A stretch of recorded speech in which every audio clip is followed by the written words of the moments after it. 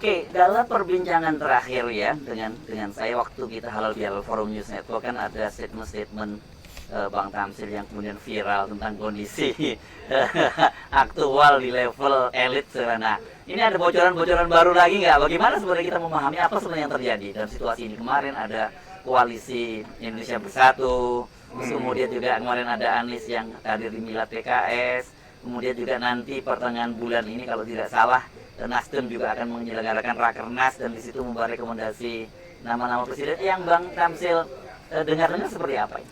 Nah, apa yang saya sampaikan dulu di acara Halal Bihalal di rumahnya Pak Sudirman Said itu, ya. Ini ternyata memang diikuti oleh fakta-fakta yang sejalan dengan apa yang saya sampaikan itu. Misalnya ada koalisi baru yang terbentuk, kemudian perpecahan-perpecahan yang digambarkan oleh Pak Suharto Mono Arfa itu memang semakin terlihat. Terus tentang undang-undang pembentukan peraturan perundang-undangan itu terbukti juga memang ada rebutan ya, ada rebutan antara kementerian dan sekarang akhirnya diputuskan bahwa ada di Kementerian Sesnek ya. Dialihkan dari Kementerian Hukum dan HAM. Kemudian intinya bahwa undang-undang Omnibus Law ini itu mendapat pembenaran dengan undang-undang P3 ini. Jadi bukan undang-undang Omnibus Law-nya diubah, tapi peraturan pembentukan perundang-undangannya yang diubah. Sehingga kesalahan ketik, kesalahan-kesalahan lain-lain itu menjadi benar karena ada pembenaran dari peraturan pembentukan perundang-undangan ini.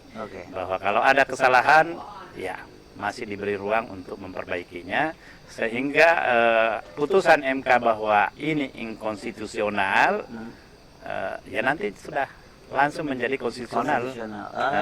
Itu oke. Tapi saya tertarik, ini saya tergelitik ini karena berkaitan dengan perkembangan terakhir, karena itu kalau kita ngomong namanya Kementerian Kemenkumham itu kan itu kader PDIP, Pak Yasona Lali kan gitu. Sementara kalau di Sesnek itu kan langsung itu ke Pak Jokowi gitu ya. Apakah ini ada kaitannya dengan situasi yang mutakhir ini, orang menyebut-nyebut terjadi perpecahan gitu antara Pak Jokowi sebagai petugas partai dengan Ibu Megawati gitu? Ya. Salah satu yang saya tidak sampaikan ketika itu secara eksplisit adalah permintaan Presiden kepada Pak Suharto Mono Arfa bahwa dia harus menjauhi PDIP. Oh gitu? Ya. Menarik. Ya. Jadi dan itu terbukti bahwa pembentukan koalisi ini adalah indikasi awal bahwa itu ketiga partai ini membuat jarak dengan PDIP. Nah, apakah ketiga partai ini untuk kepentingan salah satu di antara partai ini atau ketiga-tiganya? Banyak orang yang menilai bukan. Bukan ya. Jadi bacaannya Bang Tamsil juga ini bukan kepentingan dari salah satu partai. Bukan kepentingan dari salah satu partai ini. Tapi ini adalah kepentingan Pak Jokowi untuk mewariskan kepemimpinannya ini kepada Jokowi jadi berikutnya. Karena gagal memperpanjang. Kalau Bung Rocky bilangnya Little Jokowi. Ya bisa jadi ya. Itu yang paling benar itu, Little Jokowi. Tapi sekarang kelihatannya apakah betul Little Jokowi itu Ganjar atau bukan, kita masih belum tahu ya kalau sekarang. Kita masih belum tahu, tapi siapapun yang nanti dilihat bisa mengamankan keputusan-keputusan yang sangat, saya bisa bahasakan apa, tidak aspiratif atau apa. Misalnya saja kebutuhan tentang ibu kota negara. Saya kira ini umum mengetahui bahwa penolakan itu sangat kuat. Dibawa kepemimpinan Pak Abdullah Hemahua dan Profesor Faisal Basri misalnya, itu lebih 300-an cendekiawan berkumpul di situ dan menyatakan penolakan. Misalnya bukan penolakan pindah ibu kota, tapi bukan momentumnya sekarang. Di tengah kita kesulitan pendanaan, sementara harga-harga naik, harga kebutuhan pokok, menurut hasil survei Kompas, 7 dari 10 warga itu tidak bisa memenuhi kebutuhan pokoknya karena daya belinya begitu lemah. Kalau kita baca sampai hari ini ya, peristiwa hari ini artinya sebenarnya gambaran perpecahan antara Ibu Megawati dengan Pak Jokowi itu terasa ya, termasuk kemarin ketika Ibu Megawati dan Mbak Puan tidak hadir di pernikahan adiknya Pak Jokowi ya, lepas apakah itu diundang atau tidak diundang. Ini kan masih karena masih kontroversi karena sempat dibantah juga, katanya memang tidak diundang, tapi ada juga sempat diundang tapi Ibu Megawati menolak. Tapi oke lah, mana yang benar kita nggak tahu. Dua-duanya pasti salah. Kalau dia diundang tidak datang itu salah. Kalau dia tidak diundang juga itu berarti itu juga menunjukkan memang sudah ada. Persis sama dengan Ibu Megawati ketika acara Institut Soekarno ya, yang diresmikan ya. Di mana? Di BIN itu? Di mana? Iya, di BIN. Di BIN ya. Pak Jokowi juga tidak hadir. Pak Jokowi tidak hadir ya. Iya. Padahal itu kan sangat penting ya. Ya, ada dua orang yang sangat terluka atas ketidakhadirannya ini. Bu Mega karena ini ayahnya, dan Pak Budi Gunawan karena ini BIN. Dan dia tidak menyempatkan untuk hadir di situ, itu tanda tanya besar bagi kita. Dan kami dalam rapat-rapat yang dengan teman-teman dari PDIP itu terasa sekali bahwa memang sudah ada perubahan, tidak seperti sebelum-sebelumnya. Iya, ini saya jadi teringat ya ketika Mas Hinton, saya termasuk kencang sekali dan terakhir dia ngomong bahkan bisa menyebut Pak Jokowi bebal gitu ya. Itu kan menurut saya nggak mungkin, menurut saya waktu Mas Hinton itu Mas Hinton ini bicara on behalf sebagai pribadi. Enggak ya Bang, bacaan apa nggak gitu? Iya. Sebentar lagi ada yang lain juga. Oh ya? Ada perempuan mungkin dia atau apa, karena kalau saya bertemu berbincang dengan dia, dia juga memberi penilaian yang kritis, tapi kelihatannya belum terekspos. Mungkin lagi berkonsentrasi untuk penyelesaian promosi doktornya. Sekarang udah selesai. Iya, ini bocoran. Oke. Jadi tapi bagaimana kita dengan kita membaca seperti itu? Jadi seperti apa yang Abang Tamsil bayangkan peta politik kita ke depan? Pak Jokowi akan berhadapan dengan Ibu Megawati pada Pilpres 2024? Saya kira iya, dia akan berhadapan. Apalagi kita tahu bahwa JK itu pelobi ulung, bukan kaleng-kaleng. Pak JK ini Yusuf Kala? Yusuf Kala. Nah, apa kaitannya nih? Pak JK sudah 3 kali bertemu dengan Puan untuk meminta Puan supaya dia berpasangan dengan Anies. Wah, ini yang saya kira jadi menarik. Oke, terus? Dan kita tahu bahwa banyak anak muda yang sangat berpengaruh di Anies juga ini mempunyai hubungan baik dengan teman-teman di PDIP, seperti dengan Sekjen, antara Walil dengan Sekjen, dengan Budi Manta di KDI Megawati Institut. Dan saya kira ya Pak JK ini mencoba meyakinkan, dan akhirnya beberapa kali Mbak Puan itu menyampaikan bahwa dia dengan Mas Anies hubungannya baik. Jadi ini memberikan indikasi. Cuman tentu ada yang kemudian risau dengan ini, karena Pak Prabowo tadinya merasa yakin betul bahwa dengan Puan, dia dengan Puan. Nah, tapi orang kan semua mendasarkan pada hasil survei. Dan kita mendengar bahwa survei yang dilakukan Kompas maupun CSIS itu memang Anies ini paling tinggi. Dan cuma karena oligarki merasa kalau Anies ini maka banyak kebijakan-kebijakan nanti yang dia akan hadapi itu dengan kesulitan-kesulitan. Seperti mana sekarang dengan apa yang terjadi di DKI terkait dengan proyek reklamasi. Oke. Tapi gini, saya sih mau bayangin plus minusnya ya, Bang Tamsil ya.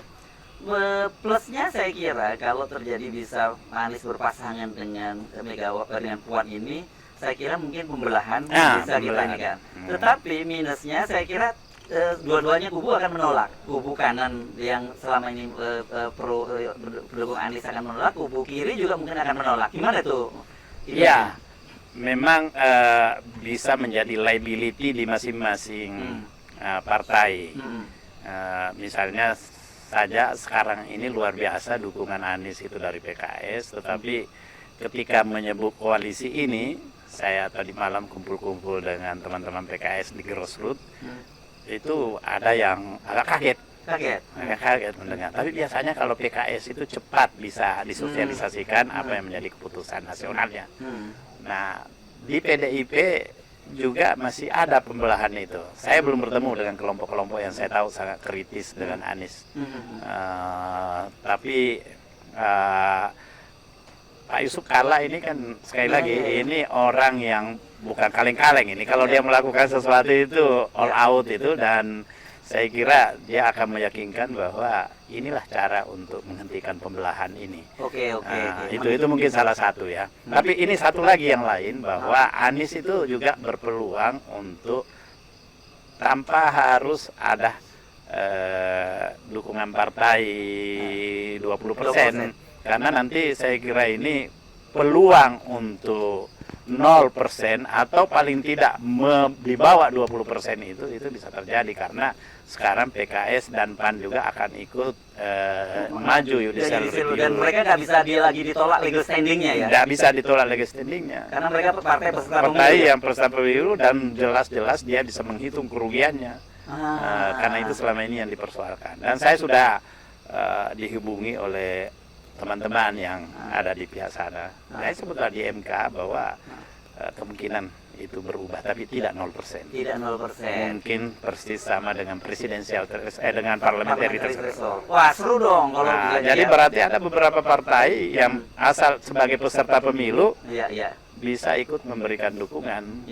Dan saya kira kalau banyak kandidat, banyak calon nanti, pembelahan itu juga akan berakhir dengan itu. Pengalaman kita di 2004 yang begitu banyak calon, ternyata selesai pemilu selesai juga. Tapi dengan 2 calon kemarin ini terus-menerus pembelahannya dan dipelihara. Saya tadinya tidak terlalu berpikir sejauh itu ya, ketika saya mendengar misalnya ketua fraksi di PDIP di DPRD Jakarta kan tadinya paling keras menolak Formula E ya. Kan kemarin dia berubah mendukung untuk mensupport ini. Saya tidak tahu apa terlalu cepat saya kalau menghubungkan dengan informasi yang Bang Tamsil lakukan soal lobby Pak JK ini. Bisa jadi. Ya, karena memang sikap kritis PDIP ini kelihatan terlihat secara menyeluruh itu bukan hanya di DPRD DKI, tetapi saya juga merasakan suasana yang sama di MPR. Itu. Jadi memang saya lihat ada. Tapi itu tadi masing-masing masih harus menghitung, karena jangan-jangan ini menjadi liability bagi masing-masing. Di atas selesai, tapi di bawah pada selesai. Tapi sebenarnya kita mendorong ya, mestinya konflik ini kita nggak akan kemana-mana bangsa ini ya. Pembelahan itu terus terjadi ya. Iya, betul. Tapi memang jujur saya menyadari juga berat untuk meyakinkan konstituen kita. Tapi menurut saya ini kewajiban para pemimpinnya dong untuk mulai sekarang menunjukkan itu. Saya kira kan kembali lagi tadi, kalau masyarakat kita paternalis, kalau pimpinannya sudah mulai bertemu, di bawah juga kira-kira selesai, tapi dengan bukan cara model kayak Pak Jokowi merekrut Pak Prabowo dan Sandiaga Uno ke kabinet gitu kan. Itu kalau itu kan ya sebenarnya bukan contoh yang ideal ya, untuk kehidupan demokrasi yang lebih bagus. Karena itu bisa dagang sapi itu kalau gitu. Nih, politik dagang sapi. Nih kalau ketemu Bang Tamsil Lindrung selalu banyak info yang ngeri-ngeri sedap gitu. Tapi saya sih nggak pengen bongkar sekarang semuanya. Kita simpen dulu sebagian. Nanti kita akan lanjutkan perbincangan dengan Bang Tamsil Lindrung dengan info-info yang nggak kalah hotnya lagi ya. Terima kasih Bang Tamsil Lindrung ya. Sama-sama. Terima kasih. Demikian tadi perbincangan saya dengan Bapak Tamsil Lindrung, senator asal Sulawesi Selatan. Saya tahu banyak di antara Anda ini kemarin ketika saya wawancara soal perencanaan kabinet, ini wawancara saya dengan Bung Tamsil, saya nyebutnya Bang Tamsil, saya menyebutnya itu dipotong-potong, disiarkan di TikTok, di Instagram dan macam-macam. Silakan saja kalau menurut Anda itu memang menurut Anda itu penting disampaikan. Silakan dilakukan, tapi jangan lupa tampilkan bahwa source-nya itu dari Forum News Network. Saya Hersmono Arif, terima kasih, sampai jumpa lagi. Wassalamualaikum warahmatullahi wabarakatuh.